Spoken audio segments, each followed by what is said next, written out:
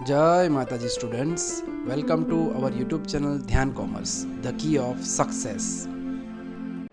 જય માતાજી વિદ્યાર્થીઓ મિત્રો, આગળ આપણે સંચયનો નાનકડો વિભાગ જોયો છે। આજે હવે આપણે ઓર એના ડિટેલમાં દાખલા જોવાના છીએ। સૌથી પહેલા મિત્રો, સંચયની અંદર ગઈકાલે જેમ આપણે કિંમતો શોધી હતી, હવે એ સૂત્રનો ઉપયોગ કરીને આપણે ગણતરી કરવાનો સમય આવી ગયો છે। NC2 બરાબર 28 આપણને અહીંયા આપેલું છે। મિત્રો હવે NCR ના સૂત્રો જે છે એ બે છે આપણી સમક્ષ, તમે ગમે તે એક સૂત્ર વાપરી શકો। NCR નો મતલબ થાય ઉપર NPR ભાગ્યા R ફેક્ટોરિયલ। જનરલી નાની સંખ્યા હોય તો આપણે આનો ઉપયોગ કરીશું। NPR એટલે કંઈ નહીં, આપણે બે સ્ટેપ ઊંધા જવાનું, એટલે n ગુણ્યા n-1 ભાગ્યા નીચે આવે 2 ફેક્ટોરિયલ। આપણે 2 ફેક્ટોરિયલની જગ્યાએ 2 ગુણ્યા 1 લખીશું, એટલે કે 28 માટે n ગુણ્યા n-1 આ ભાગાકારના 2 જશે એટલે 56 થશે, એટલે n ગુણ્યા n-1 છે 8 ગુણ્યા 7 થશે। એના પરથી આપણને n ની કિંમત 8 મળશે, ઓપ્શન નંબર 1। અથવા સીધું આપણે લખી શકીએ NC2 એટલે કે 8C2, તો એના પરથી બી તમે લખી શકો n બરાબર 8। 8C2 ની કિંમત આપણને મળશે 8 ગુણ્યા 7 ભાગ્યા 2 બરાબર 28 જે છે એ 8C2 ની કિંમત થશે। આ રીતે પણ આપણે કરી શકીએ। હવે અહીંયા મિત્રો એક આપણે ગુણધર્મનો ઉપયોગ કરવાનો છે, જે ગઈકાલે પણ આપણે વાત કરી હતી લાસ્ટ સેશનમાં। NCR બરાબર NCn-R, એ હિસાબથી જો તમે જુઓ તો NC2 બરાબર NCn-2 થાય। સિમ્પલ આમાં r ની જગ્યાએ 2 મૂકવાનો છે, એટલે NCn-2 ની જગ્યાએ આપણે NC2 મૂકી શકીશું, એટલે કે NC2 બરાબર 15 થશે આપણી સમક્ષ અહીંયા બરાબર। હવે આ જ રીતે જે હમણાં ગણતરી કરી એ પ્રમાણે જો કરવું હોય આખું, તો n ગુણ્યા n-1 છે ભાગ્યા 2 ગુણ્યા 1 બરાબર 15, આ બાજુ ડાબી બાજુ જ પ્રક્રિયા કરી છે એ પ્રમાણે, એટલે બરાબર 30 થશે, એટલે કે 6 ગુણ્યા 5 થશે, એટલે કે n બરાબર એક્ઝેક્ટલી આપણને શું મળશે 6। તો આ રીતે ગણતરી કરી શકો, અથવા સીધું લખવું હોય તમારે તો 6C2 બી લખી શકાય। પાસ્કલનો ત્રિકોણ મિત્રો મેં તમને સમજાયેલો છે, પરીક્ષામાં છેલ્લા પેજ ઉપર સપ્લિમેન્ટરીમાં રફ કામ કરીને આખું ત્રિકોણ દોરી લેવાનું, આવા નાના નાના દાખલાઓમાં આપણને જરૂર મદદ કરશે। હવે એક અગત્યનો વિભાગ, એક અગત્યની આપણી પ્રોપર્ટી અથવા ગુણધર્મ કહી શકાય। આપણે કીધું હતું NCX બરાબર NCY હોય તો ચોથી જે અગત્યના પરિણામની વાત છે એના અંદર કહીએ છીએ તો ઓપ્શનમાં x બરાબર y આવે અથવા x વત્તા y બરાબર n, આ ગુણધર્મ છે।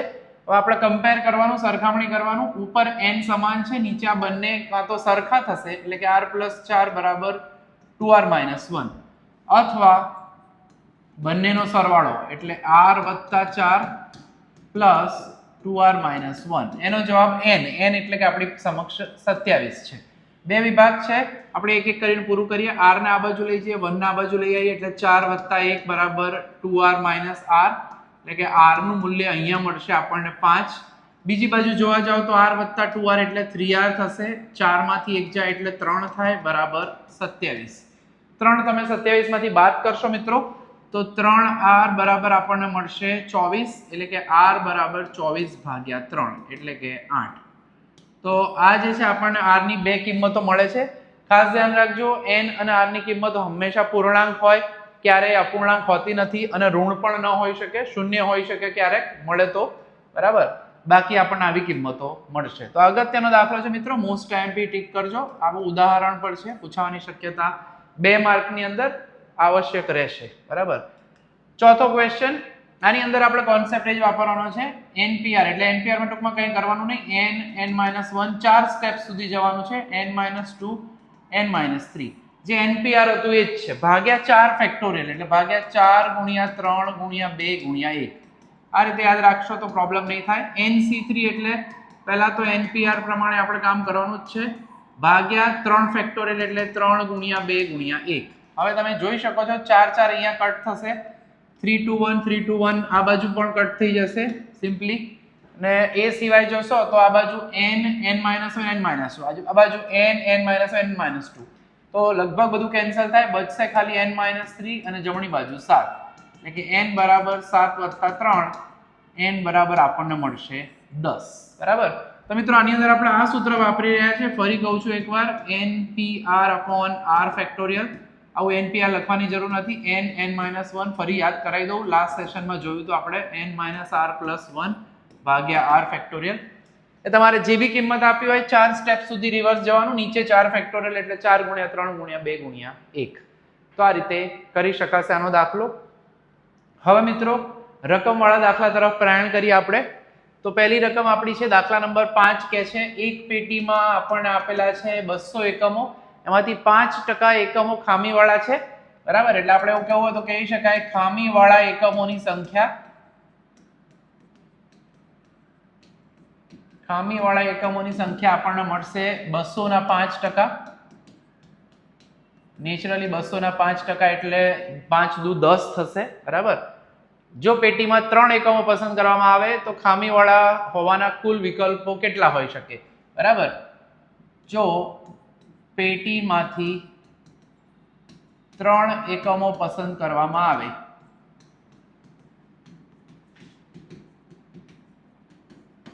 તો તે ખામીવાળા હોય તેના કુલ પ્રકાર. હવે મિત્રો ખામીવાળા હોય એના કુલ પ્રકાર એટલે આપણી પાસે ખામીવાળા કેટલા એકમો છે? 10. પસંદ કેટલા કરવાના છે? 3. એટલે અલ્ટિમેટલી એ થશે 10C3. યાદ કરી રીતે રાખવાનું, ઉપર 3 કદમ ઊંધા જાઓ, 10, 9 અને 8 3 સ્ટેપ ઊંધા જવાનું છે. ભાગ્યામાં r ફેક્ટોરિયલ એટલે 3 ફેક્ટોરિયલ ની જગ્યાએ આપણે સીધું યાદ રાખવાનું 3, 2, 1.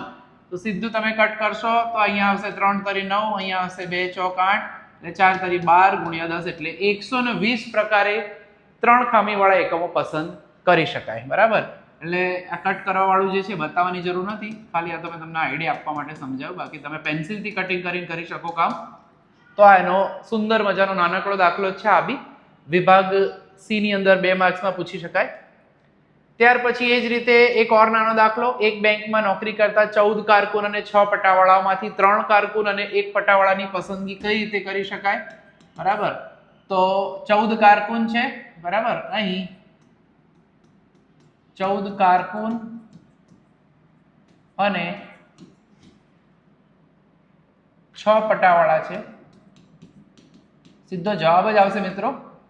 માટે 14 કારકુન અને 6 પટાવાળામાંથી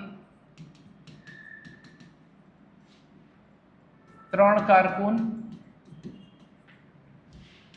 અને 1 પટાવાળાની પસંદગીના કુલ પ્રકાર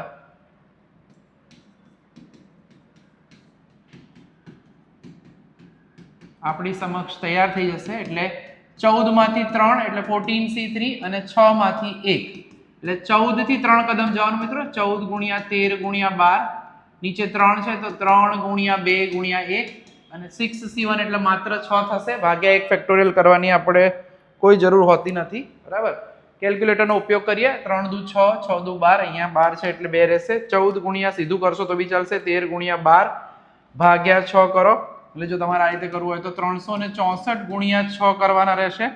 એટલે એ આપણને જવાબ મળશે 2184. એટલે ક્રમચય કરતા પ્રમાણમાં સંચય સહેલું છે, પણ એ સહેલું ક્યારે બને મિત્રો? જો તમે ક્રમચય વ્યવસ્થિત સમજ્યા હોવ તો. જો હજુ પણ ડાઉટ હોય ક્રમચયમાં તો એના આગળના મિત્રો વિડીયો જોઈ લેજો. ના ખ્યાલ આવે તો વર્ગખંડમાં હું કરાવું જ છું. એ સિવાય જો તમે ઓનલાઈન વિડીયો જોતા હો તો મારો વોટ્સએપ નંબર છે 99249 89 બીજો દર્શન સરનો છે, એટલે એકાઉન્ટ લે છે સર, એટલે મારા નંબર પર આપ પૂછી શકશો. હવે થોડોક પ્રશ્ન ઓર અલગ ટાઈપનો આગળ વિભાગમાં લઈ જઈએ છીએ. 3 માર્ક સુધી પૂછી શકાય એવો. એક ટોપલીમાં 3 સફેદ અને 5 ગુલાબી ફૂલ છે. પહેલા મિત્રો જે આપ્યું હોય ડિટેલ આપણે લખી દેવાની, પછી એના જવાબ તરફ જવાનું. 3 સફેદ અને 5 ગુલાબી ફૂલ છે. ગુલાબ છે એવું નથી કીધું, ગુલાબી ફૂલ છે. પ્રશ્ન નંબર 1. હવે પહેલો પ્રશ્ન શું કહે છે? એક જ રંગના 3 ફૂલો કેવી રીતે પસંદ કરી શકાય? તો એક જ રંગના, હવે એક જ રંગ એટલે સમજાવું છું, બરાબર. 3 ફૂલોની પસંદગીના કુલ પ્રકાર.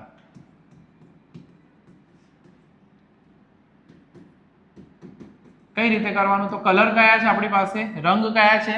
તો સફેદ અથવા ગુલાબી. એટલે એનો મતલબ 3 સમજવા માટે સફેદ ફૂલ પસંદ થાય અથવા મિત્રો અથવા આવે ત્યારે આપણે પ્લસ કરીએ છીએ. 3 ગુલાબી અથવા આવે ત્યારે આપણે હંમેશા વચ્ચે પ્લસ કરીશું, બરાબર, એટલે 3 ગુલાબી, એટલે કે આપણે આ જે કર્યું એને આપણે શબ્દોમાં લખ્યું છે એટલે ખ્યાલ આવે આપણને. એટલે કે 3 સફેદ હોય અથવા 3 ગુલાબી. હવે 3 સફેદ કઈ રીતે લેશો? કુલ સફેદ ફૂલ કેટલા છે? 3 જ છે, એટલે આમાં લખાય 3C3. 3 3 પસંદ કરવા હોય તો એક જ રીતે થાય. 3C3 એટલે NCN માટે એક આવશે જવાબ, યાદ રાખજો. અથવા આવે એટલે વચ્ચે શું કરવાનું? પ્લસ. અને 3 ગુલાબી કીધા છે, ગુલાબી આપણી પાસે 5 છે એટલે 5C3. 3C3 નું મૂલ્ય 1 થશે. 5C3 નું મૂલ્ય તમે કોષ્ટક છે આપણી પાસે પાસ્કલનો ત્રિકોણ, અથવા ડાયરેક્ટ હું તમને અહીંયા સાઈડમાં સમજાવીને લખી દઈશ. 3 કટ થઈ જશે, 2 કટ થઈ જશે એટલે 5 દૂર 10, એટલે કુલ 11 રીતે મિત્રો આપણે પુષ્પ જે છે, ફૂલો છે એ સમાન રંગના હોય 3 3, એવી રીતે એની પસંદગી કરી શકીશું.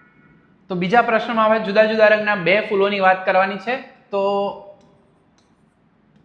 જુદા જુદા રંગના 2 ફૂલની પસંદગીના પ્રકાર.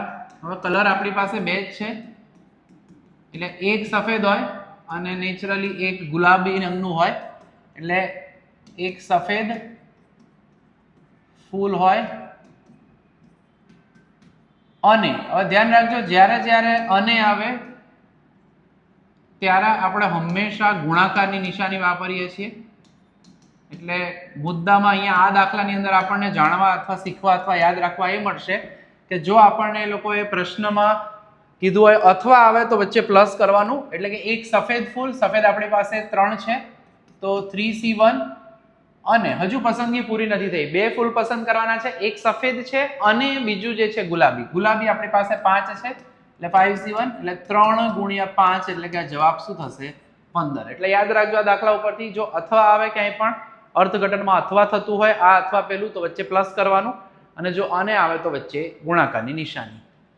તો મિત્રો હવે થોડા વધારે અગત્યના દાખલાઓ તરફ પ્રયાણ કરીએ, જેમાં હવે આપણે કોન્સેપ્ટનો થોડો વધારે વિકાસ કરવો પડશે. 9 કર્મચારીઓ છે, એ પૈકી 6 કારકુન, 2 પટાવાળા અને 1 મેનેજર છે. બરાબર, પહેલા જે ડિટેલ આપી હોય એ આપણે ખાસ લખી દેવાની. બરાબર, બેંકના 9 કર્મચારીઓ પૈકી 6 કારકુન. પરીક્ષામાં માત્ર પહેલા ડિટેલ જે આપી હોય લખી દેવાની, પટાવાળા અને 1 મેનેજર છે. હવે અહીંયા એ લોકોએ આપણને પ્રશ્ન ખાસ કર્યો છે કે એમને કમિટી બનાવી છે, 4 સભ્યોની સમિતિ બનાવી છે. બરાબર, એટલે 4 સભ્યો પસંદ કરવાના છે. તો હવે એના સંદર્ભમાં આપણે જોઈશું 4 સભ્યોની સમિતિ બનાવવાની છે.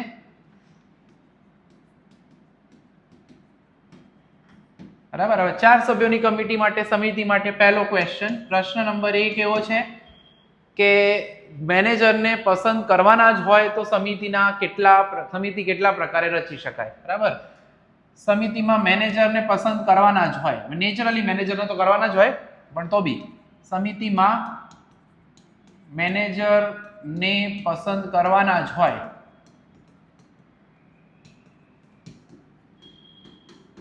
તો તેના કુલ પ્રકાર. હવે મિત્રો અહીંયા ધ્યાન રાખજો, મેનેજર આપણી પાસે કેટલા છે? મેનેજર તો એક જ છે, એને તો પસંદ કરવાનો જ છે, તો એનો મતલબ અહીંયા આપણે 1C1 લખીશું.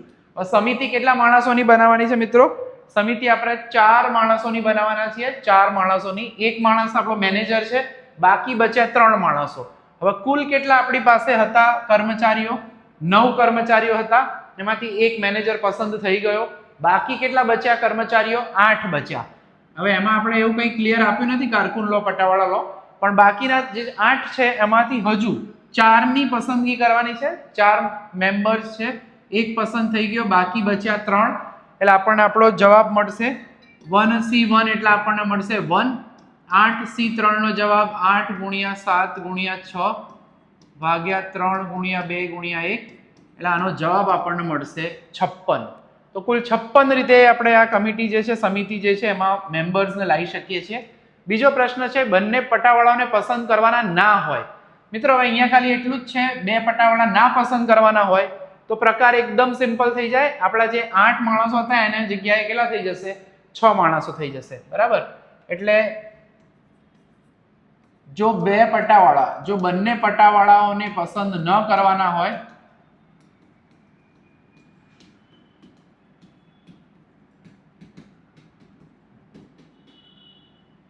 તો હવે જો આમાં પ્રશ્નમાં જૂનો પ્રશ્ન ચાલુ જ રહેશે. સમિતિમાં મેનેજર તો હોય જ, ખાલી બાકીના મેમ્બરની સમિતિ ક્યારેય ના બને, એટલે આ કોન્સેપ્ટ યાદ રાખજો ખાસ. અને અહીં લખ્યું પણ છે આમ તો મેનેજરને પસંદ કરવાના જ હોય, બરાબર, એટલે એ બી આપણે લખી દઈએ, તથા મેનેજરને પસંદ કરવાના જ હોય.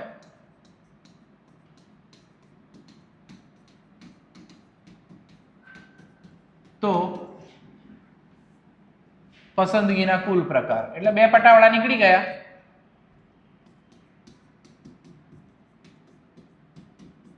બરાબર, એટલે મેનેજર એક રીતે પસંદ થાય. બાકી જે 8 માણસો હતા એમાંથી હવે 6 કારકુન જ વધ્યા છે, એટલે 6 માંથી 3 લઈ લઈશું. એટલે 1 6 ગુણ્યા 5 ગુણ્યા 4, નીચે 3 ગુણ્યા 2 ગુણ્યા 1, એટલે આ થશે 1 ગુણ્યા 20. કુલ પસંદગીના પ્રકાર આમાં આપણને મળી જશે 20. તો મિત્રો આ આપણો અગત્યનો દાખલો છે. થોડું આની અંદર પ્રેસાઇઝલી સિલેક્શન આપણે કરવાનું છે, એટલે આ ધ્યાન રાખીને ગણવો પડશે દાખલો, સાચવજો ખાસ. આગળ વધીએ. એ જ રીતનો દાખલો છે મિત્રો 10 નંબરનો. 8 કર્મચારીઓ છે, એમાંથી 3 સ્ત્રીઓ છે, તો નેચરલી બાકીના 5 પુરુષો હશે. અને તાલીમ હેતુથી 3 સભ્યોની પસંદગી કરવાની હોય તો ઓછામાં ઓછો 1 પુરુષ હોય તેની સંભાવના. એને પસંદગીના પ્રકાર જણાવો. બરાબર, અહીં 8 કર્મચારીઓમાં 3 સ્ત્રીઓ તથા 5 પુરુષો છે. બરાબર, 3 સભ્યોની પસંદગી કરવાની છે. આ ખાસ આપણે નોંધ કરી દેવાની, પછી આપણે પ્રશ્ન તરફ જઈએ.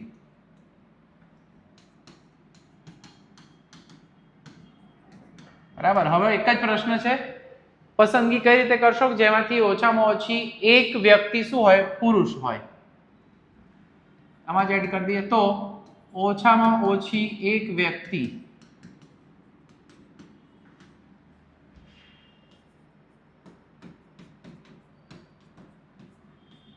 પુરુષ હોય તેવી પસંદગીના કુલ પ્રકાર. થોડું ધ્યાન રાખવું પડશે આની અંદર. હવે આપણી સમક્ષ જે છે પ્રશ્ન એવો છે કે ઓછામાં ઓછો એક પુરુષ હોય, તો આનો મતલબ શું થશે? ઓપ્શન તો એક પુરુષ હશે અને ઓછામાં ઓછો એટલે એક પુરુષ હોય. કુલ મેમ્બર આપણે સભ્યો કેટલા લેવાના છે? 3. તો નેચરલી 2 શું હશે? સ્ત્રીઓ હશે. એટલે આ એક ઓપ્શન થયો, એક પુરુષ હોય 2 સ્ત્રી હોય. અથવા બીજો ઓપ્શન, બરાબર, 2 પુરુષ હોય અને 1 સ્ત્રી હોય. અથવા આમાં એવું નથી કીધું કે ઓછામાં ઓછી એક સ્ત્રી હોવી જોઈએ, એટલે આપણે છેલ્લો ઓપ્શન એ પણ લઈ શકીએ કે 3 પુરુષો હોય અને 0 સ્ત્રી. બરાબર, એક પણ સ્ત્રી ના હોય એવું બી બની શકે. એટલે આની અંદર આપણે એ વાત ધ્યાન રાખવાનું ખાસ. તો હવે આપણે એની પસંદગી સિમ્પલ કરવાની છે. પુરુષ અહીંયા ધ્યાન રાખજો, પહેલા છે, પાછળ છે 5. તો 5C1 ઇન્ટુ સ્ત્રીઓ 3 છે એટલે 3C2 થશે. પછી 2 પુરુષો એટલે 5C2 તો 1 સ્ત્રી થશે. છેલ્લે 3 એ 3 તો 5C3 અને એક પણ સ્ત્રી નહીં એટલે 3C0. 5C1 નું મૂલ્ય 5 થશે, 3C2 નું મૂલ્ય 3. પાસ્કલનો ત્રિકોણ વાપરશો તો ફાયદો. 5C2 10 થશે, 3C1 3 થશે, 5C3 પણ 10 થશે. 3C0 ની કિંમત હંમેશા 0 થાય, એટલે જવાબમાં 15 30 અને 10. બરાબર, એટલે 15 30 10 એટલે જવાબ આપણને મળશે. કુલ 55 રીતે મિત્રો આ રીતની પસંદગી કરી શકાય. બરાબર, એ થોડું ધ્યાન રાખવાની વસ્તુ છે. બાકી દાખલા કઈ અઘરા એટલા છે નહીં. થોડું કોન્સેપ્ટ વાપરી લઈએ તો આપણને પ્રોબ્લેમ થશે નહીં. બરાબર, તો મિત્રો આ સેશનમાં આપણે આટલે સુધીનું કામ રાખીશું. આ સિવાયના બી ઘણા દાખલા છે સ્વાધ્યાયની અંદર, પણ કોન્સેપ્ટ માટે મેઇન દાખલા હું તમને કરાવી રહ્યો છું. બરાબર, નેક્સ્ટ સેશનની અંદર મિત્રો આપણે દ્વિપદી વિસ્તરણના દાખલા જોઈશું અને સાથે સાથે સ્વાધ્યાય 6 ની અંદર અમુક દાખલાઓ છે જે અગત્યના છે, ક્રમચય સંચયના મિક્સ. તો એ પણ આપણે નેક્સ્ટ સેશનમાં જોઈશું. તો મિત્રો આજના સેશનમાં આટલે સુધી રાખીશું. તૈયાર કરો સારી રીતે. જય માતાજી. Thank you. Please like, subscribe, share and press bell icon for notification. Thank you.